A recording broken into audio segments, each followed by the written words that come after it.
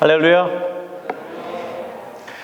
저는 선교사 원천희입니다. 오늘 이렇게 갈보리 교회에서 새로 옮긴 곳에서 말씀을 전하고 예배를 같이 드릴 수 있게 돼서 너무 감사 말씀을 드립니다. 지난번 저쪽에 계실 때 아마 수요일에 같이 예배를 드린 적이 좀 있었던 것 같습니다. 파워포인트 보면서 좀 설명을 드리겠습니다. 저희 가정은요, 2007년 11월에 하늘의교회에서 파송을 받아서 바누아투로 갔습니다. 여러분 바누아투 잘 아시죠? 오클랜드에서 한 3시간 반 정도 걸리고, 오른쪽 지도 보시면 포트빌라가 가운데 있고요, 저희 사역하는 산토섬은 저 위쪽에 있습니다. 1시간 정도 비행기를 타고 올라가고 있고, 그곳에 가면 이제 큰 섬이 있는데 그 섬 산속에 사는 사람들을 사역하고 있습니다. 다음 거 보겠습니다. 보시면 이게 산토섬인데요, 옆에 있는 사진들이 저하고 같이 사역하는 바누아투 선교사들입니다. 바누아투 전체에서 저희가 뽑아서 이제 오게 되고요. 여기는 이제 에파테, 포트빌라에서 온 선교사도 있고, 가운데 지대에 보시면 이제 노란 하얀 점들이 있는데 산 속에 있는 부족 마을들 위치입니다. 저 산 속에서 이제 유치원과 학교와 보건소, 그다음에 교회를 개척하면서 저희 복음을 전하고 있는 중에 있습니다. 코로나로 인해서 안식년으로 나왔다가 1년을 쉬어서 들어가려고 했었는데 코로나가 진행되는 바람에 조금 더 있게 됐고, 이제 곧 들어가려고 지금 준비 중에 있습니다. 기도해 주시면 고맙겠습니다. 우리 본문 말씀을 보겠는데요, 오늘 읽은 저희가 읽은 본문 말씀은요, 에레미야 선지자의 말씀입니다. 에레미야 선지자는 이스라엘이 죄를 짓고 그로 인해서 5장에 하나님이 이스라엘을 버리시면서 메시지를 선포하십니다. 선포하시는 것은 간단합니다. 이스라엘이 다시 돌아오기를 원했습니다. 하나님의 마음이 몹시 아팠습니다. 선택받은 백성의 죄를 지음으로 인해서 하나님께 버림받았을 때에 하나님은 눈물을 흘리셨습니다. 그 눈물을 흘리는 하나님의 마음을 에레미야 선지자가 알았습니다. 그가 말씀을 선포하고 사람들을 만날 때마다 에레미야 선지자도 눈물이 나왔습니다. 그래서 그를 우리는 눈물의 선지자라고 부르고 있습니다. 이스라엘은 죄로 인해서 마음이 강팍해졌습니다. 마음이 굳어졌습니다. 그래서 바른 말씀을 선포하는 에레미야를 향해서 그들은 욕을 했고, 그들은 그를 잡았고 감옥에 넣었고 때렸습니다. 하지만 하나님의 마음을 품은 에레미야 선지자는 이스라엘의 회복을 원했기 때문에 끊임없이 그들에게 복음을 말씀을 선포했습니다. 이 에레미야서에 보시게 되면은요, 이스라엘이 지은 죄가 몇 가지가 나옵니다. 2장과 3절에 보시게 되면은 첫 번째는 이스라엘이 여호와를 멀리합니다. 그리고 헛된 것을 따라 우상을 섬기게 됩니다. 그리고 가장 중요한 것, 생명의 근원인 여호와를 버렸다고 합니다. 이 죄로 인해서 여호와의 버림을 받고 심판을 받게 됩니다. 식민지로 끌려가게 됩니다. 그래서 이 에레미야 선지자가 이 외친 말씀, 이 말씀은요, 생명을 살리는 메시지였습니다. 그러면서 정확하게 그들에게 말씀을 선포합니다. 너희의 죄가, 허물이, 하나님을 향해서 지은 죄가, 생명의 여호와를 버린 그 죄가 하나님이 너희를 통해서 주고자 하는 좋은 것들이 있는데 그걸 다 막았더랍니다. 그 막았기 때문에 그 막은 거로 인해서 일어나는 죄의 심판이 있다고 이렇게 말씀하고 있습니다. 이 말씀은 저에게 선교하는 동안에 아주 중요한 말씀이 사실 되었습니다. 저도 선교를 시작하면서 모든 것이 잘 될 줄 알았습니다.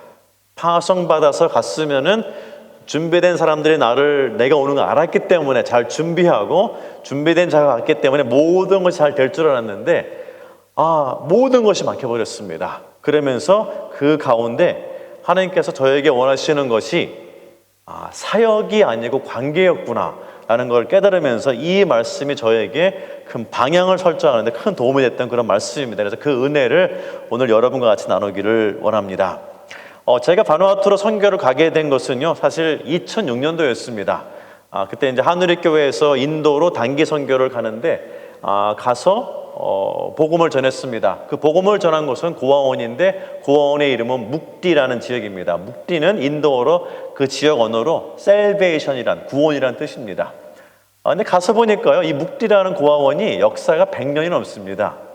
더 놀라운 것은 1905년도에 인도에 대부흥이 있었는데 그 부흥을 이끌었던 장소가 바로 이 고아원입니다. 고원에서 일했던 사역자들, 고원에 있었던 판데타 라마바이라는 인도 기독교 여성이 부흥하면서 부흥을 일으켰는데 그곳이었습니다. 그리고 나서 1905년도에 뉴질랜드에도 부흥이 있었습니다. 여러분 아십니까? 대부흥이 있었고요.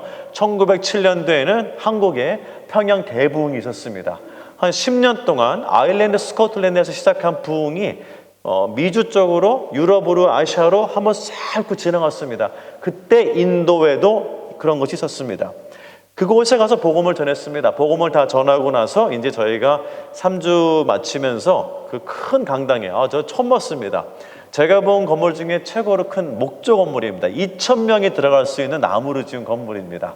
약간 이제 십자가 모양으로 되어 있는데 그곳에서 이제 간증을 하면서 보고를 했습니다. 듣고 있는데 제 왼쪽 귀에, 다음 화면을 좀 볼게요. 제 왼쪽 귀에 이렇게 3번의 음성이 들려왔습니다. Leave your comfort zone. 그러니까 너의 안전지대를 떠나라라는 음성이 그곳에 들었습니다. 그 음성을 듣고 나서 제가 들린 쪽을 이렇게 쳐다봤는데 아무도 저에게 말한 사람이 없는 거예요. 그래서 그냥 뭐 그런가 보다 하고 가만히 듣고 있는데 똑같은 음성이 또 들려옵니다. Leave your comfort zone. 너의 안전지대를 떠나라. 그래서 턱 봤는데 아무도 없는 거예요. 근데 제 심장이 뛰기 시작합니다. 이게 무슨 소리지? 그래서 이제 그 다음날 인도 시내를 돌아다니고 있는데 2번째 음성이 들려왔습니다. 하면서 Commit your life to me.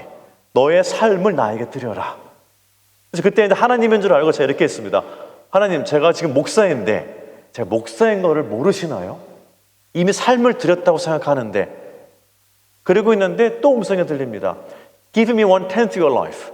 말씀이 여러분 사람이 강건하면은 70, 80, 10분의 1을 드려라 이렇게 말씀하시는 거예요. 그러면서 공중에다가 7이라는 숫자를 딱 보여주시는데 그 숫자가 이렇게 제 눈앞에 지나갑니다. 그리고 나서 하나님의 음성이 사람의 음성처럼 들렸습니다. 여러분 제가 어떻게 반응했을까요? 당연히 목사니까 와, 드디어 나를 부르시는구나 생각할 수 있지만 저는 반대였습니다. 왜 나야? 이거 했습니다. 그 당시에 이제 저희가 가르쳤던 학생들 7명을 데려갔습니다. 데려갔었는데 하나님 여기 젊고 건강하고 공부하고 신앙 좋은 애들이 7명이 있는데 왜 이 애를 안 데리고 저를 부르십니까? 라는 느낌이 저에게 딱 오면서 불순종의 마음이 확 올라왔습니다. 저는 뉴질랜드에 91년도에 싱글로 왔습니다. 그래서 신학교에서 공부하고 또 결혼도 하고 목사 안수받고 이 음성을 들었을 때는 아들 둘이 9살, 5살이었습니다. 그리고 2007년도에 이제 공부를 또 석사과정을 마치면서 핸더슨 쪽에 다민족 교회를 개척하려고 잘 준비하고 있었습니다.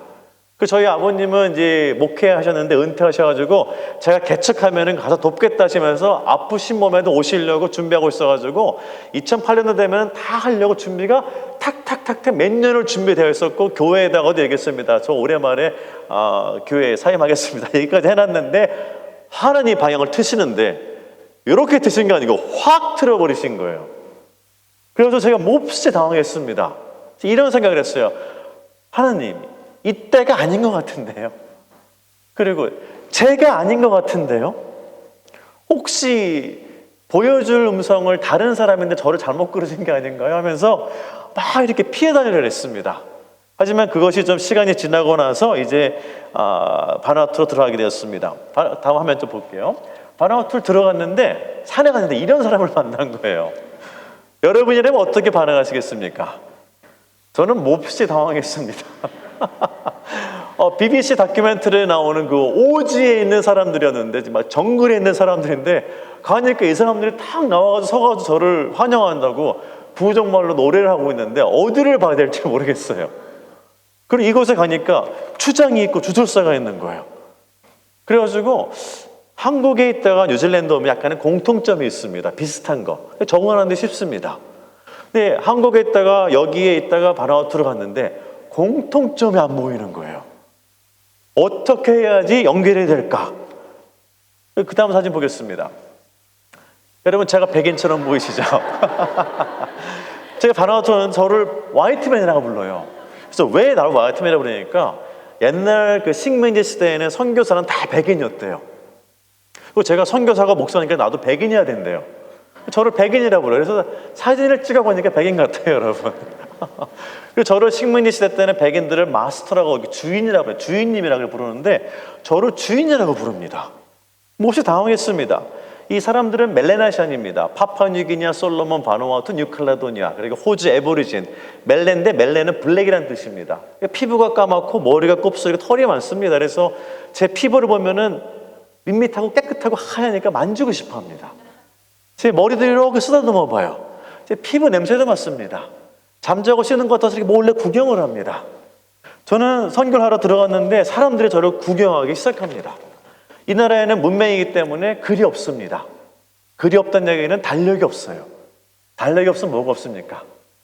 생일, 생년월일, 기념일, 새해가 없습니다.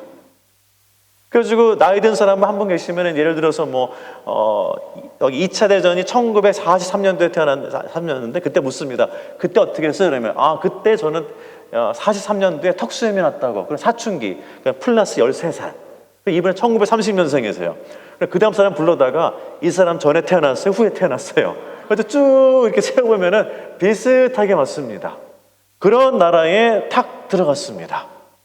공통점이 없는 거예요. 답답했습니다.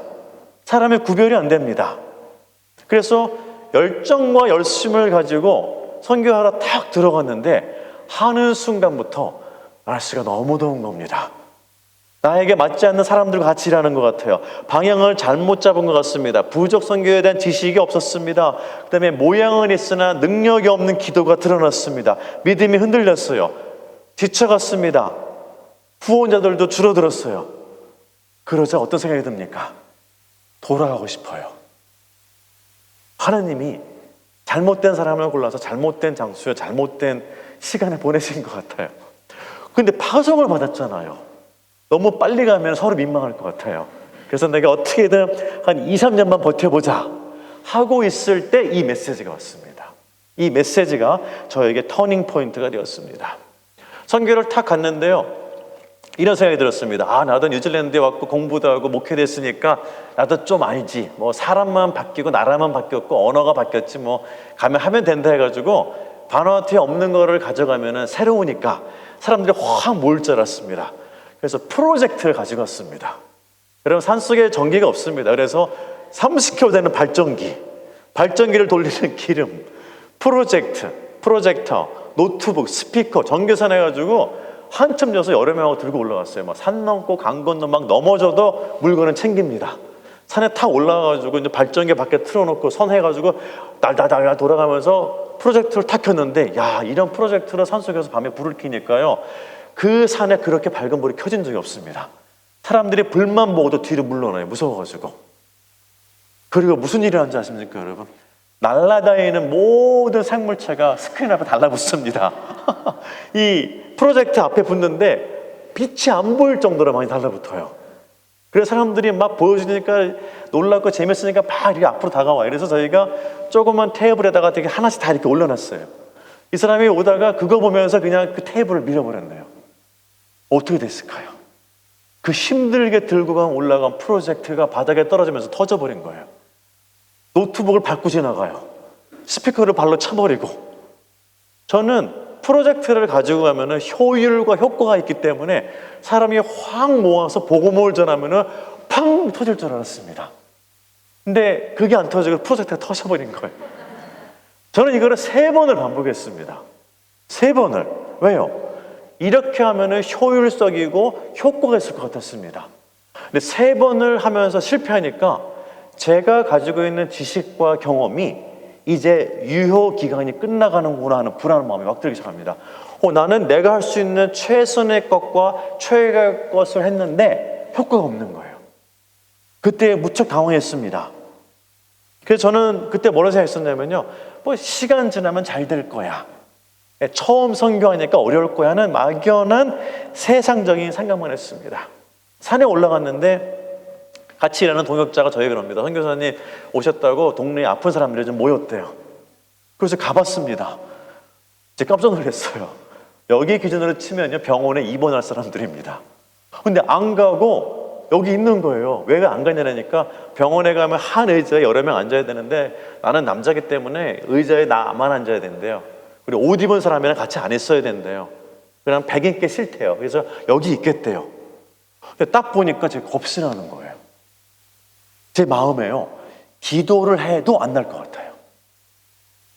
여러분 잘 들으세요. 기도해도 안 날 것 같아요. 그 전에 제가 교회에서 하면서 아픔을 위해서 기도할 때는요, 목사님, 장로님, 권사님, 가족 다 모여가지고 제가 기도해도요, 제 역량이 한 5에서 10%면 됩니다. 부담이 적었어요. 근데 제가 100%를 쥐고 있네요. 그 사람들은 저에게 갈급함으로 병원에 입원할 정도의 아픔을 가지고 왔는데 저는 보는 순간 기도해도 안 날 것 같아요. 그 순간 드러났습니다. 제 기도의 능력의 레벨이 어딘지. 형편없이 바닥을 치는 거였어요. 모양은 있는데 능력이 없음이 드러났습니다.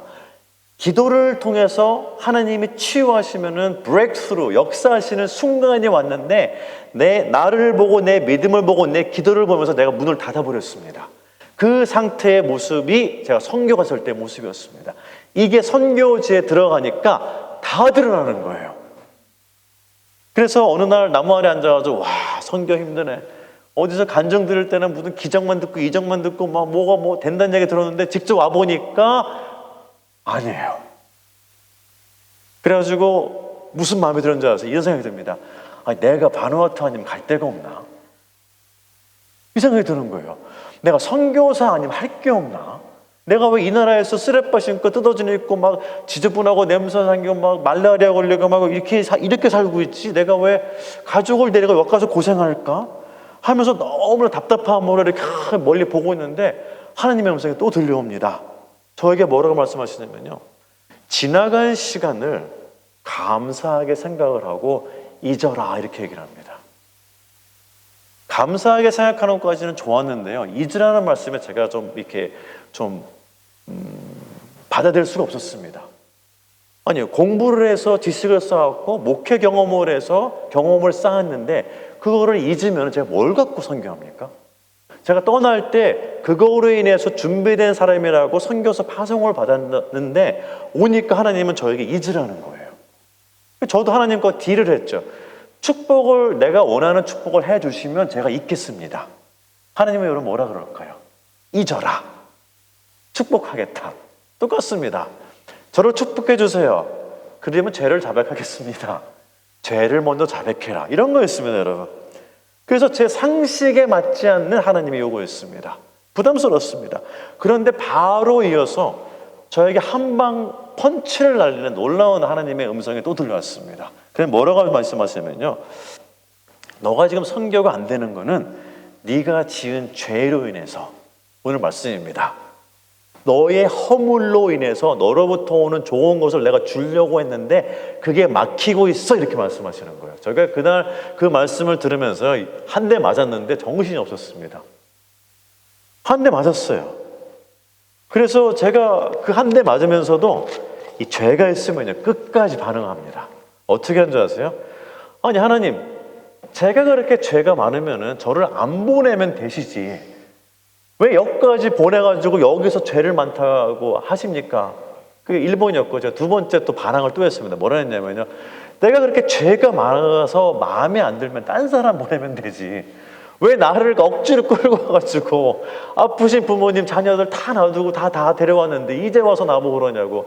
아니, 죄 없고 건강하고 거룩한 사람들 많은데 그 사람들 데려다 놓고 하시지 왜 순종해서 왔는데 얼마나 많은 걸 포기하고 왔는데.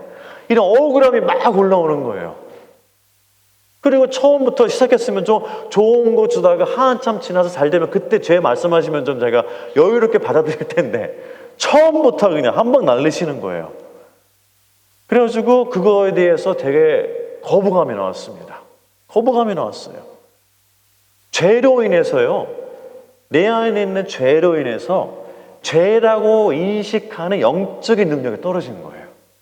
그러자 하나님이 좋은 거를 주심에도 불구하고 선택적으로 골라 듣습니다.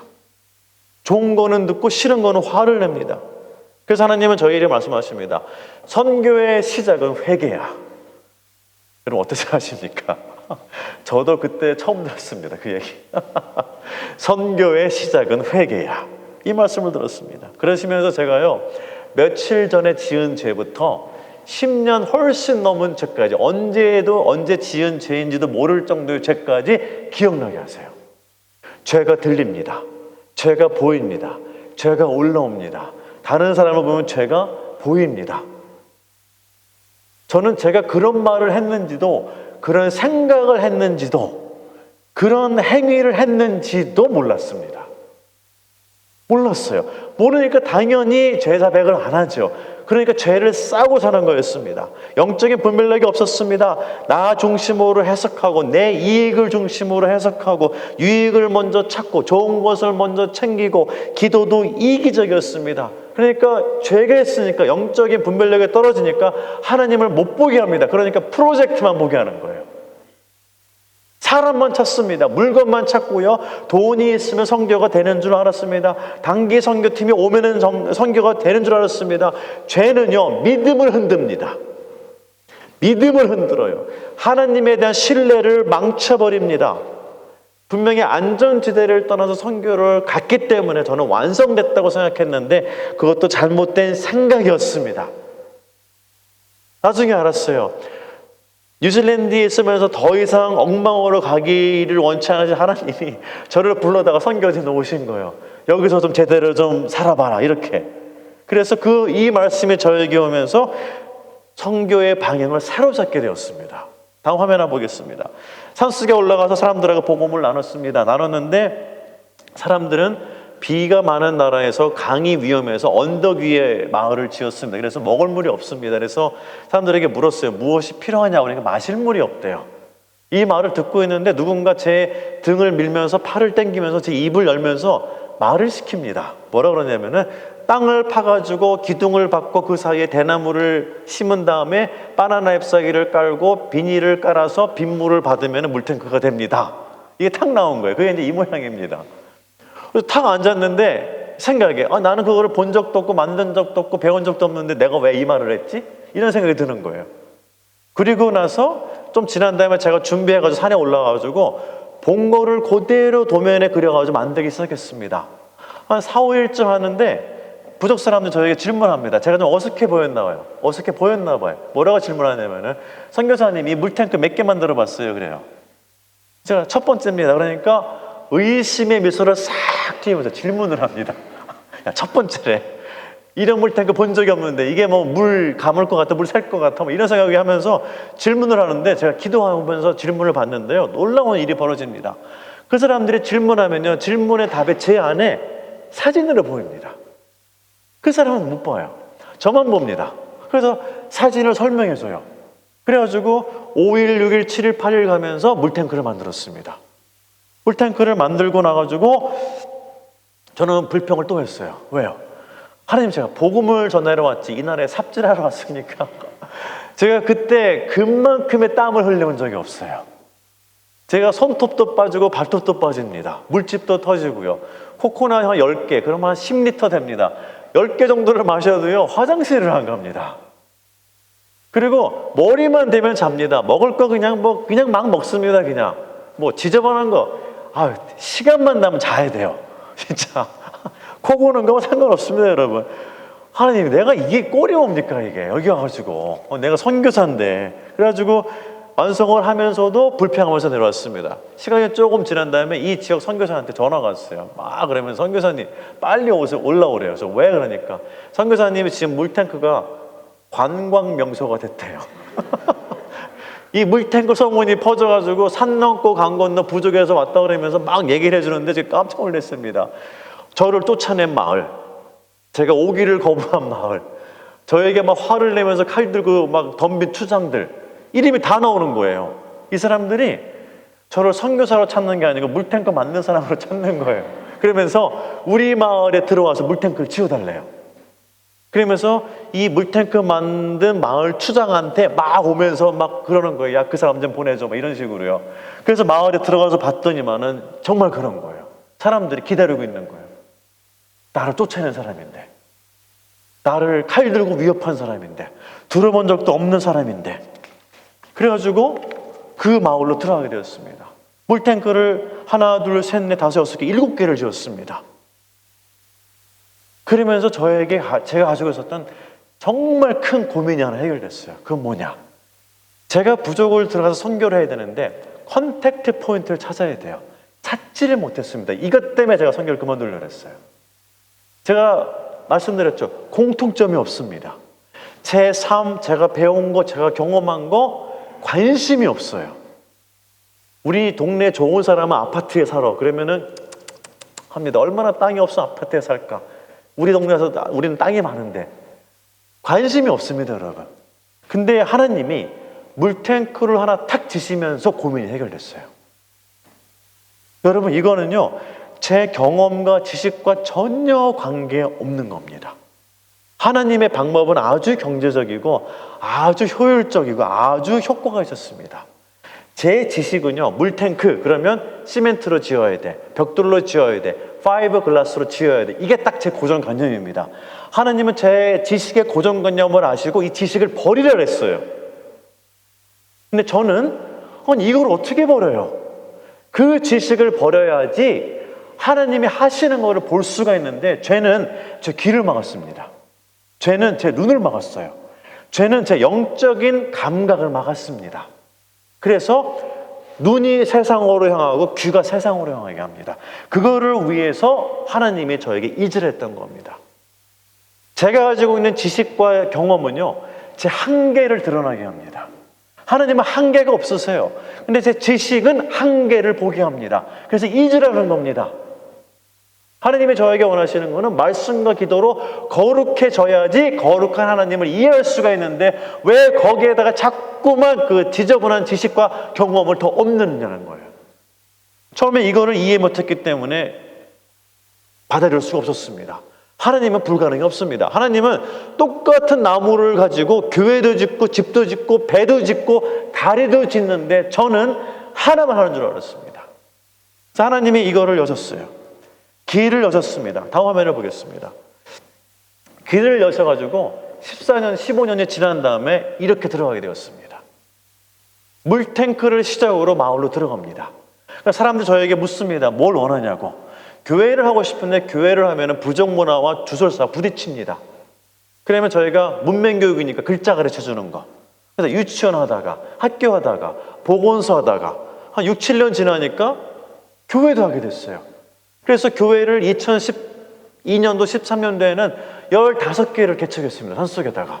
하나님의 방법이 있었습니다. 저는요, 가서 폼나게 선교하고 인스타일을 해주면 폼나게 선교하고 멋있게 하고 싶었어요. 하나님은 뭐랬냐면 그거 아니야. 똑같이 살아봐. 똑같이 먹어봐. 똑같이 아파봐. 똑같이 경험해봐. 그게 성육신 선교야. 인카네이션. 예수님도 사람의 몸으로 태어나서 죽는 것까지 경험하시면서 구원을 이루셨는데 선교도 그렇게 해야 돼 하면서 저에게 큰 교육을 하셨습니다. 그러면서 이곳에 들어가면서 유치원과 학교와 보건소와 교회가 세워지기 시작했습니다. 이것이 하나님의 방법이었습니다.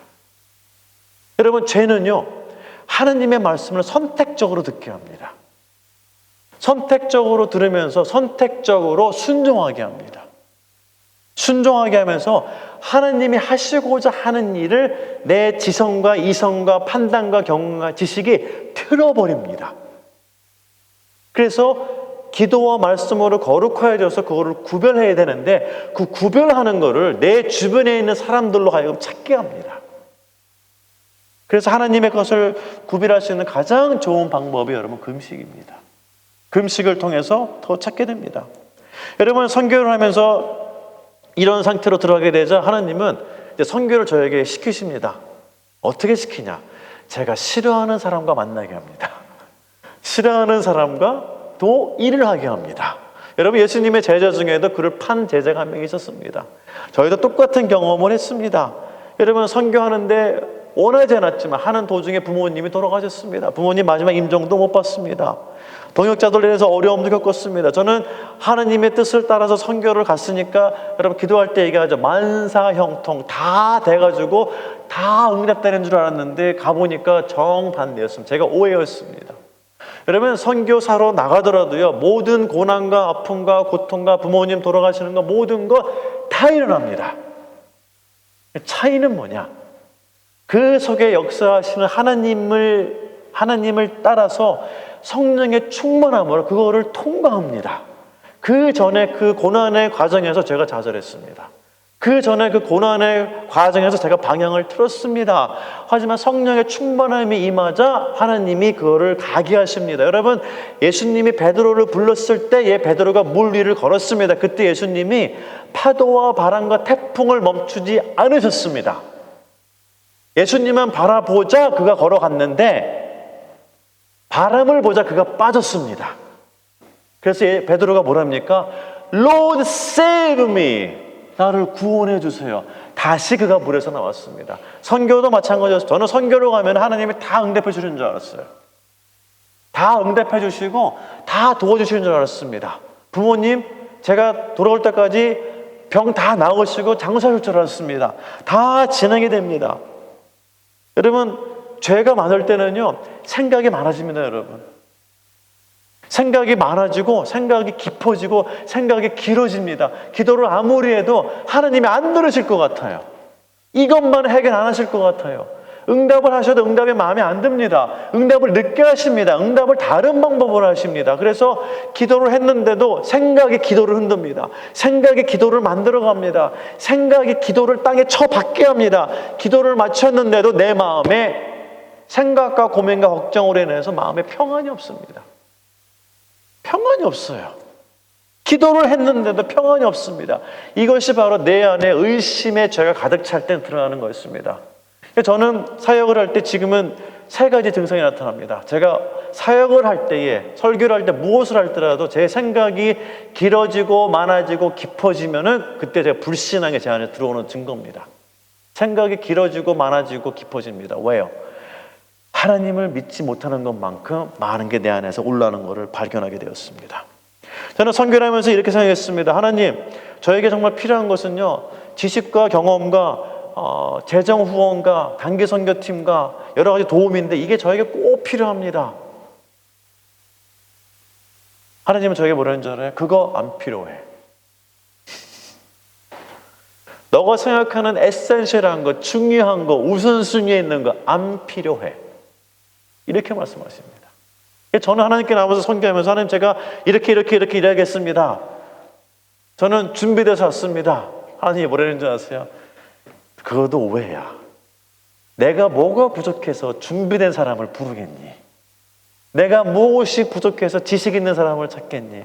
내가 무엇이 부족해서 경험 있는 사람을 찾겠니? 나는 능력 있는 사람을 찾는 게 아니고 순종할 사람을 찾는다고 말씀하십니다. 저는 반대로 생각했어요. 선교사로 나가서 열심히 일해야지. 하나님은 반대였습니다. 나는 너를 열심히 일하라고 부른 것이 아니고 이곳에 와서 나와 관계를 맺으면서 나에게 예배를 드리기 위해서 너를 불렀다 그랬습니다. 이 오해가 저의 삶을 틀었습니다. 그래서 선교를 해서 지나보니까 제가 했던 많은 어떤 일보다 하나님과의 관계 회복이 저에게 더 큰 도움이 되었습니다.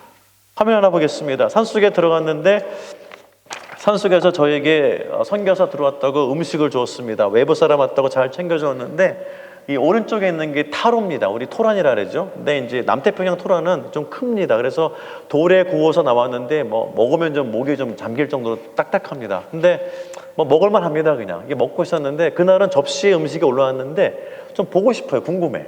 그래가지고 이렇게 토치라이트를 탁 켜서 봤는데 보는 순간 뭐 생각이 들었냐면 이거 안 보면 먹을 수 있는데 바보린 거예요. 근데 딱 봤는데 이 오른쪽에 있는 이겁니다. 여러분 뭔지 아시겠습니까, 여러분? 이게요, 우한에서 코로나 바이러스를 이렇게 박쥐입니다. 이 박쥐가요. 이걸 플라잉 폭스라 했는데 이 박쥐에 코로나 바이러스가 나왔죠. 이제 그 전 얘기입니다. 이 박쥐를 잡아가지고 스모크 해가지고 딱 폈는데 박쥐의 눈과 코와 이빨이 딱 보이는 거예요. 이렇게.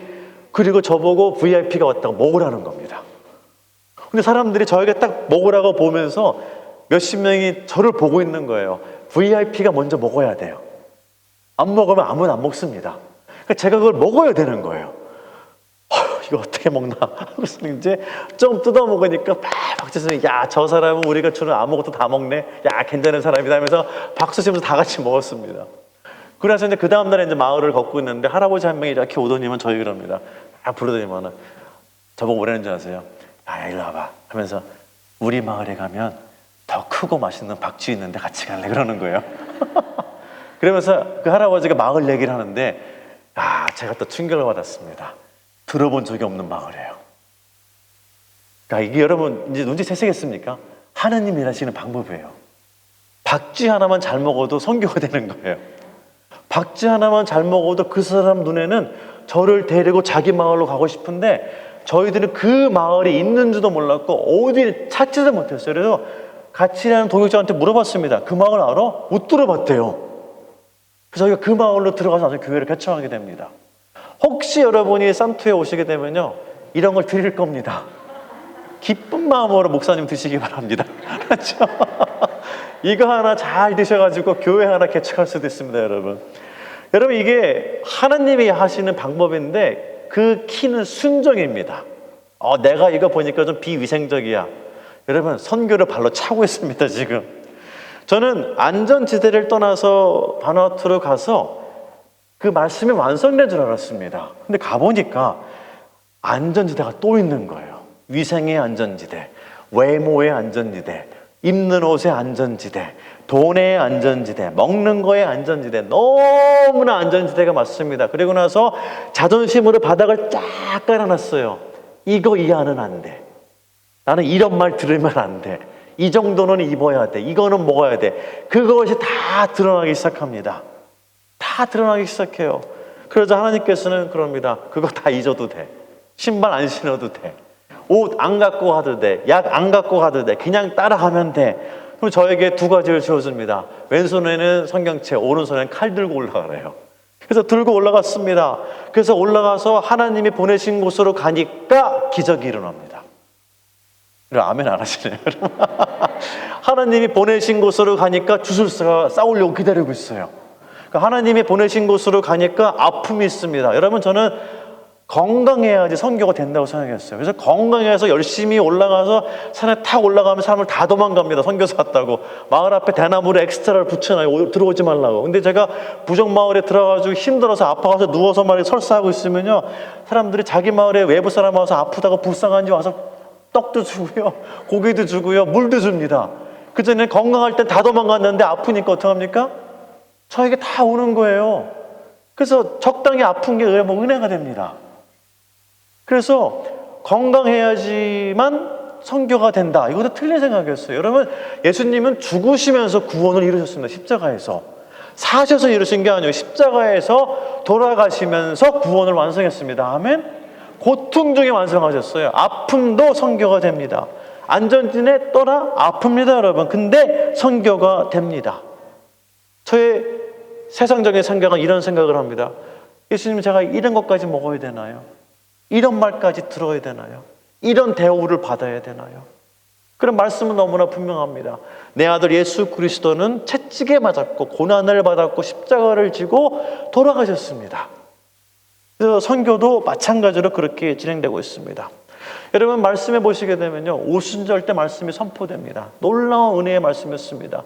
예수를 배반했던 제자들이 예수님과 시간을 보내고 10일 동안 기도합니다. 지금 이 순간이요, 예수님의 제자들과 보낸 40일의 시간이 지금 이 시간이고 다음 주가 오순절이 시작되는 날짜입니다. 오순절이 곧 다가옵니다. 그러고 나서 제자들이 성령 충만해서 변했습니다. 그들이 말씀을 전했습니다. 사도행전 2장 30절을 보게 되면 말씀을 들은 자가 말씀을 딱 찔리고 나서 가치관이 바뀝니다. 그러니까 질문이 바뀝니다. 그래서 이렇게 질문합니다. 우리가 어찌할꼬? 내가 이렇게 살았는데, 이렇게 생각했는데, 이런 가치관이 있었는데, 이러한 삶의 스타일이 있었는데 순간 모든 게 잘못된 걸 알았습니다. 근데 방법을 몰라요. 잘못된 걸 알았는데 방법을 모릅니다. 그러니까 뭐라 그럽니까? 울면서 제자들 앞에 얘기를 합니다. What should I do? 내가 어떻게 해야 됩니까? 그러니까 베드로가 뭐라고 선포합니까? 회개하라.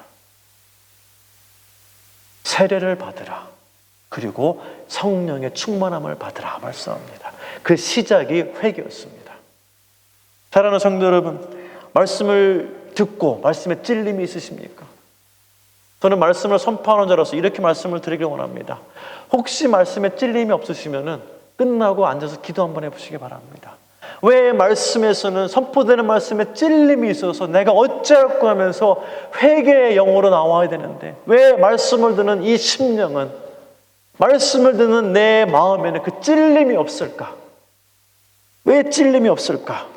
저는 처음에 예수님께서 저에게 말씀하시면서 죄가 많다고 했는데 죄가 올라오는데 주변에 아무 사람이 없는데 제 얼굴이 빨개졌습니다. 제가 스스로 부끄러웠습니다. 이 과정을 9개월 정도 지나가게 되면서 2, 3년 정도 지나면은 돌아갈까 했던 생각이 없어지게 되었습니다. 사랑하는 성도 여러분, 오늘 와서 주보를 보니까 7월 달 되면 이제 갈보리 교회 23주년이 되시죠. 예, 축하드립니다. 놀라운 일입니다. 여러분, 놀라운 일 축하드립니다. 무슨 뜻입니까, 여러분? 하나님께서 늘 새롭게 새로운 일을 시작하신 뜻입니다. 새로운 일을 시작하시면서 교회도 옮기시게 되면서 아직 정리 잘 안 되시죠, 여러분? 저도 이 교회 한 30년 전에 와서 예배 드렸던 게 기억이 납니다. 드렸는데 참 인상적이었습니다.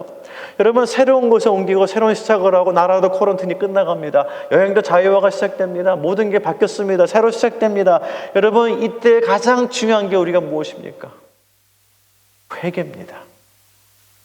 회개를 통해서 심령이 새로워지고, 회개를 통해서 말씀이 새로워지고, 회개를 통해서 교회가 새로워집니다. 아멘. 그래서 여러분 23주년 그때가 되시게 되면 여러분 정말 회개의 영이 뜨거운 오순절의 역사가 일어나는 그런 교회 되기를 축복합니다. 그 교회의 자리에 여러분 한 명 한 명이 나와서 말씀을 받으며 들은 말씀에 마음에 찔리며 그 말씀을 붙들고 기도하며, 하나님, 내가 죄인입니다. 내가 죄인이고 내가 죄인 중에 괴수입니다. 내가 자백하겠습니다. 나를 새롭게 하시며 내 영을 새롭게 하시며 이 교회를 새롭게 하시며 내가 이 교회가 새롭게 되는데 걸림돌이 되지 않도록 나를 찍어주시고 나를 찔러주시고 말씀으로 나를 쳐주시옵소서. 그럼 이 기도가 바른 기도입니다. 하나님은 그런 기도를 듣기 원하십니다. 이스라엘이 돌아오기를 원하셨습니다. 회복되기를 원하셨는데 죄가 회복되지 않는 이상 돌아올 수가 없습니다. 그 마음을 품은 에레미야가 눈물로 선포했습니다. 눈물로 선포했습니다. 사랑하는 성도 여러분, 교회를 위해서 눈물로 기도하시기 바랍니다. 말씀을 간절한 마음으로 들으시기 바랍니다. 하나님의 은혜가 우리에게 매주 넘치게 됩니다. 그러할 때 이 교회가 올해 새로 맞이하는 23주년 기념에 좀 더 새롭고 회개가 있으며 성령 충만한 한 해가 되기를 주의 이름으로 축복합니다. 하나님 감사합니다. 주의 말씀을 나눴습니다. 주께서 하신 선교회입니다. 하나님은 회개를 통해서 우리를 새롭게 하기를 원합니다. 갈보리 교회를 축복하시며 말씀의 능력 있게 하옵시며 말씀을 들을 때마다 교회의 심령이 쪼개지는 역사가 있기를 원하오니 회개의 능력이 오순절처럼 임하기를 원합니다. 하나님, 기도에 응답하시고 귀 기울이시며 우리가 낙담할 때에도 우리를 품어주시며 바른 길로 인도하시고 저희가 영적으로 회복되어서 하나님의 말씀을 구별할 수 있도록 인도하여 주옵소서. 하나님 감사합니다. 이 교회가 하고 있는 선교회를 축복하시며 하고 있는 모든 사역교회도 주의 사랑과 은혜와 능력이 넘치기를 원하오니 주여 함께하옵소서. 예수님 이름으로 기도합니다. 아멘.